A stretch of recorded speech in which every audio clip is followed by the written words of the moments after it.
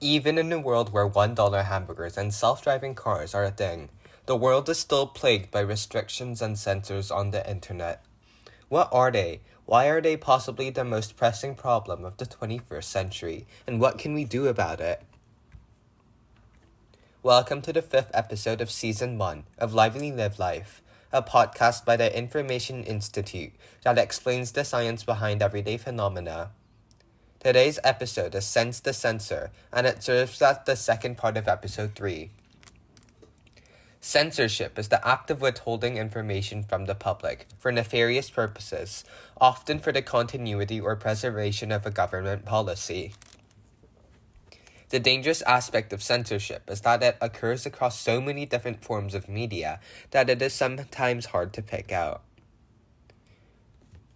Censors are almost as old as civilization itself, with known records of information monitoring in Mesopotamia, ancient Rome, and China.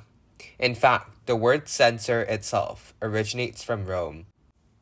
Until 22 BCE, government officials who were tasked with keeping records on the population were known as censors. These literal censors could strike out the name of a person from all official records, thereby controlling information.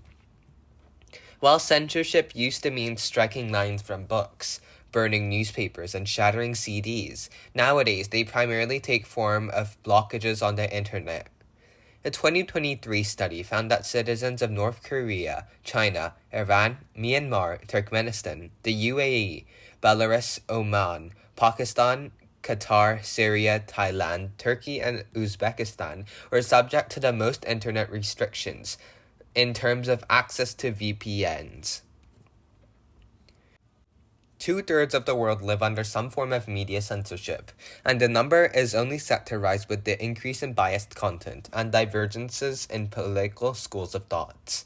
And this is concerning because in a world and era where wars, pandemics, artificial intelligence, and climate change battle for supremacy, there is no saying how radically the world may change in the blink of an eye.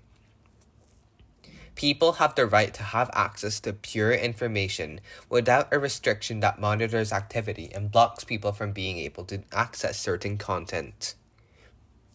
Of course, avoiding and eliminating censors is easier said than done. How do you actually go about defying censors and pursuing media freedom? The most common practice is to use a virtual private network, or a VPN. Think of VPNs as a secret link bridge that lets your computer pretend it's in another country when it actually isn't. As VPNs can provide a connection to a more censor-free nation, many people are beginning to sign up for VPNs. Consequently, authoritarian nations are beginning to ban many VPN websites, indicating that there needs to be another solution to eliminate censorship. But we better come up with a solution soon, because pretty soon, this may be your problem as well.